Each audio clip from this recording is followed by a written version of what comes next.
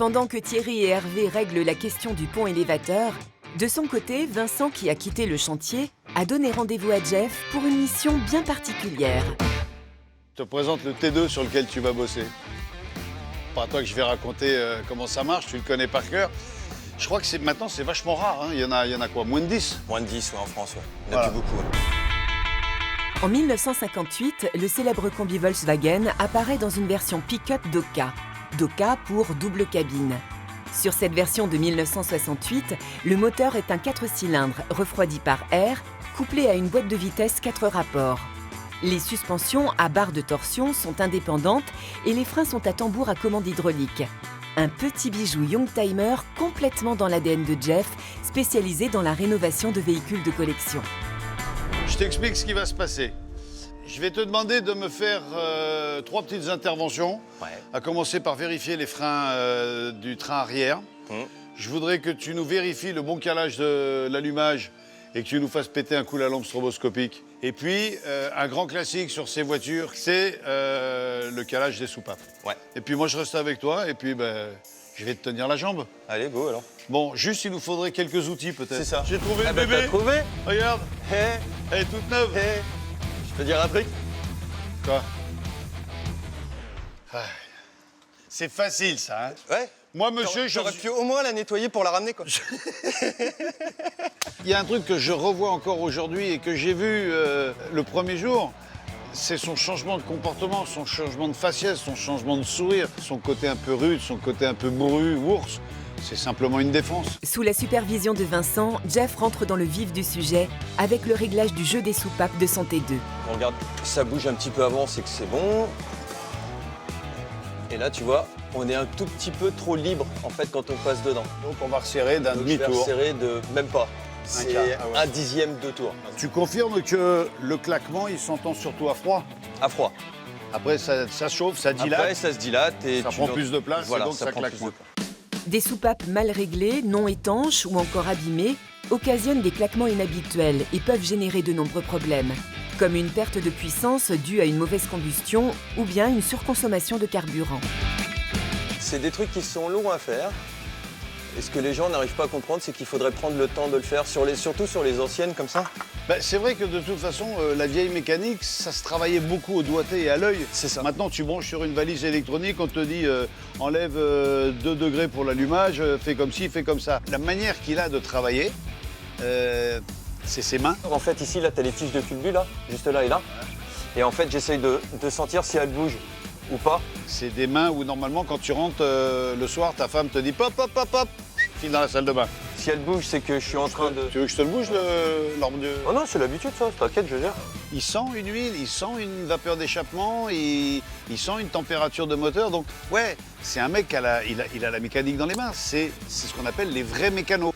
C'est d'origine les doubles corps, non? Non, Voilà, ça, c'est pas d'origine. Là, on doit être sur des IDF 36, je pense. Ça, c'est pour gagner un peu de couple, un peu de Voilà, puissance. un peu plus de couple et un peu plus de puissance. C'est pas ce qu'on leur demande. On leur demande surtout du couple à ces Oui, moteurs-là. ça n'a jamais été des trucs... C'est pas des foudres de guerre. C'est hein. pas des races Malgré café. qu'ils l'ont fait, mais Oui. ce qui est satisfaisant, c'est d'avoir un véhicule qui marche pas du tout. Et on fait tout ce qu'il y a à faire. Et puis arriver à la fin, c'est de mettre le coup de clé et puis de se dire ouais, ça marche bien, on va l'essayer, ça roule et tout. Après le réglage des soupapes, notre artisan enchaîne avec la vérification de l'allumage à la lampe stroboscopique qui permet de régler avec précision le calage de l'allumeur d'un véhicule essence. Donc là, on est bien, tu vois, on est au repère. Le blanc, il est pile poil en face du demi-carter. Exactement. Si j'accélère, normalement, il doit se décaler Sur la droite. sur la droite. Et il doit rester stable sur la droite. Et là, on part sur un allumage. En fait, sur la poulie, normalement, à peu près, on doit avoir à peu près un petit décalage en degrés qui doit rester stable. C'est sur l'allumage dynamique, ça, on appelle ça un réglage dynamique. Ce que je voulais voir, c'était sa manière de travailler. Est-ce que c'est le porte-nawak? Est-ce que les outils partent dans tous les sens? Est-ce qu'on met un truc pour protéger le sol? Est-ce qu'on regarde? Est-ce qu'on écoute? Voilà, c'est tout ce que je voulais savoir. Et c'est un vrai mécano. Bon, notre complicité, notre collaboration de l'après-midi va s'arrêter là. Moi, je vais retourner au garage pour voir si Thierry s'en sort avec tes copains. Ouais. Parce qu'à 14h, ils sont arrivés avec des packs de bière et on a eu peur.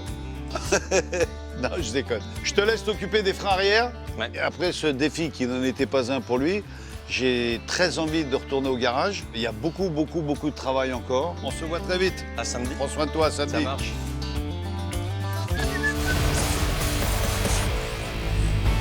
Vincent laisse Jeff aux petits soins pour son T2 et rejoint l'atelier pour prêter main forte à l'équipe en charge de repeindre les murs.